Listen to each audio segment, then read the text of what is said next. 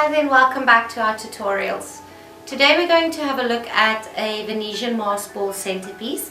As you can see, we've got our theme set up nicely at the back, and we're going to have a quick look on what you're going to need to make the centerpiece. First off, we're going to have feathers. Now you can have different lengths of feathers, but please make sure a few of them are nice long size. The color on this will depend on your general color scheme throughout the venue or throughout the room. I'm going to work with purples and pinks, therefore my pink feathers. Then we have over here our block of wood, also with a little hole put in there for our dowel stick to fit nicely in there. We did use this in a previous tutorial as well. The dowel stick again can be about half a meter long, and then we have our mask, and your mask can again differ. You can buy any mask you like at a party shop, and we have then a piece of satin. I'm going to use purple. You can use a different color. Now the piece of satin has been cut into a triangle, if you can have a look over here, and if you have a look here, the bottom two sides are about 1.5 meters each. Then we're also going to need some dressmaking pins. We're going to need a measuring tape, needles, thread, and a little pin cushion. We also have 3 different colored pieces of material. This can vary from velour, organza, satin, any type of materials. And what we're going to do with that is we're going to make a little collar for our mask. So you can again use different colors, different types of materials. Now I've already measured my materials over here. So all of them should be roughly about 60 centimeters long, or in inches that would be about 24 inches long.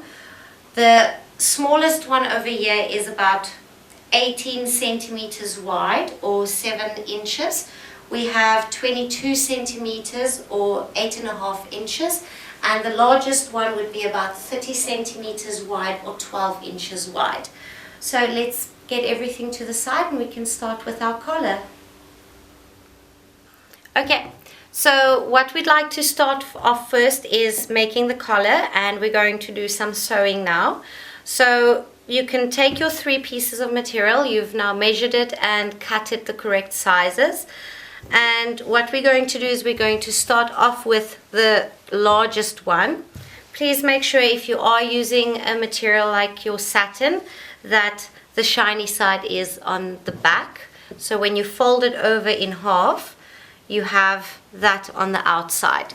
So what we want to do is to take our material and half it, then take our medium-sized one and do the exact same, making sure that the tops line up very nicely. Okay, and our last one at the top here. And when you are happy with that, we're going to take our pins and just roughly pin it all together so that they won't move again.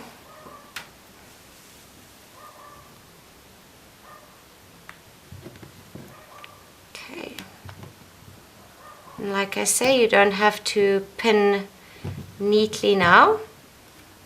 Okay, when we're done with that, now they're all nicely tied together, we can now start with the sewing.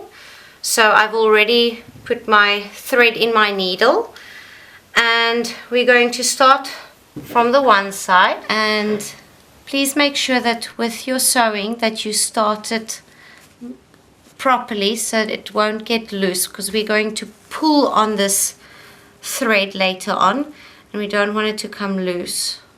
You don't have to work extremely neatly, as the top of the collar will be hidden behind the mask. So it doesn't have to take you extremely long, just quick and roughly. Okay, so if I'm sure it's nice and tight, I can pull on it. We can start with the sewing. all we want to do is thread this through.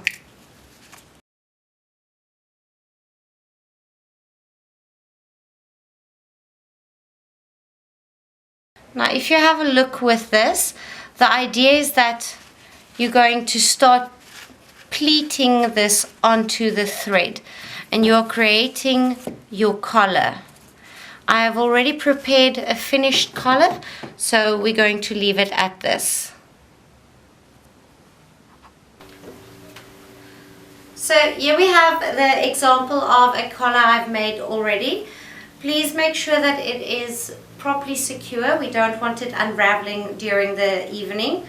What we're going to do is just make sure that it is nicely separated from each other so it can create a little bit of a puffy effect.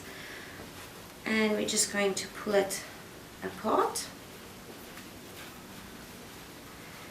And now we have all the elements needed to assemble our centerpiece.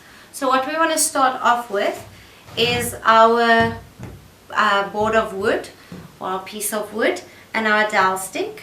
Again, we want to make sure it's nice and snug into our base.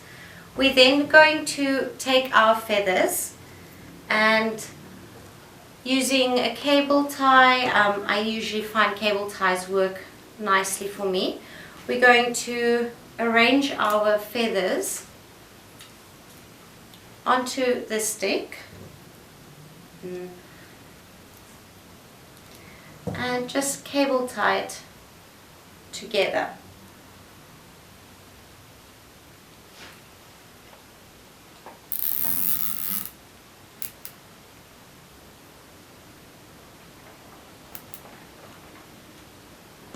Again, please make sure that it is nice and tight, it won't move. You can just double check whether you are happy with it. And we're going to then cut our little piece of cable tie that's left.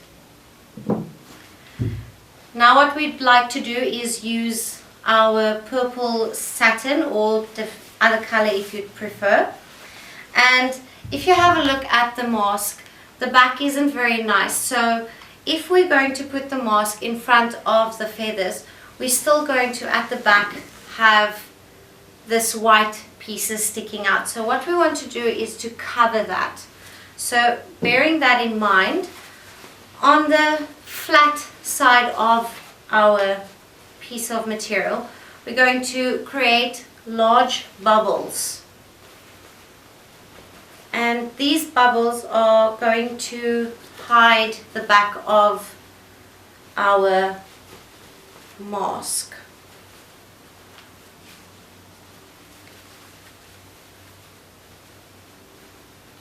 And you can just measure it and see whether you are happy.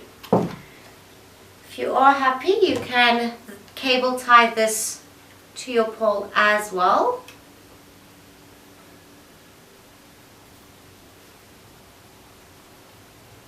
And it is okay if it's a little bit loose, the bubbles.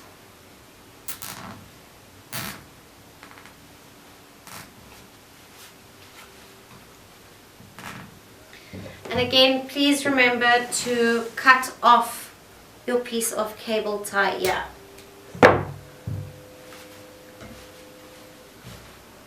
Then we are ready for the mask, and the mask simply goes in the front, and we use yet again another cable tie to go through the eyes of the mask, making sure everything's still nicely covered at the back.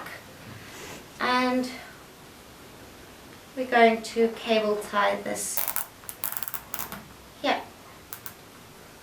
Again, please remember to cut the little tail.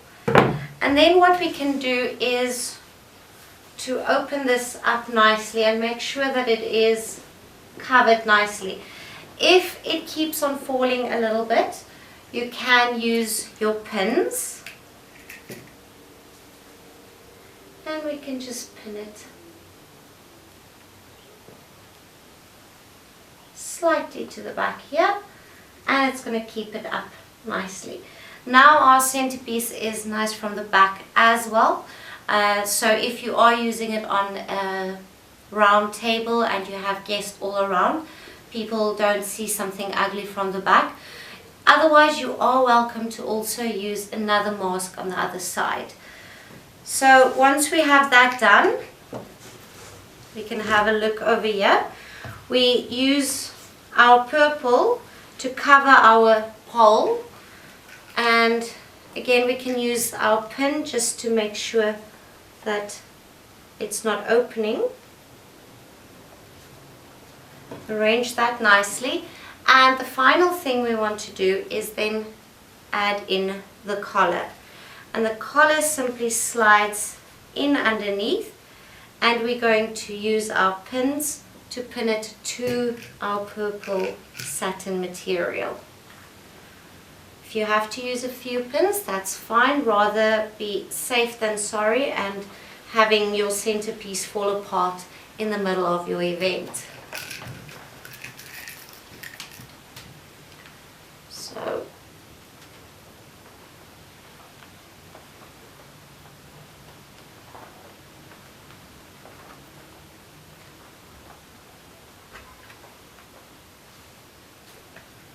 there we have our centerpiece. Please make sure it looks nice from all over. Tweak it if you have to. So let's get the table clear and you can see the final product. And here we have our final product, our Venetian Masked Ball centerpiece. It's a little bit more colorful than your traditional centerpieces, and it's quite fun to make and do a little bit of sewing and a little bit of decorating as well. Thank you for joining us here at ECTA, and I hope to see you next time. Okay, 200. Every time you make me have to say new things, I get confused. It'll cheer up the camera. It's not too heavy, it still brings in some color, and yeah, it's a fun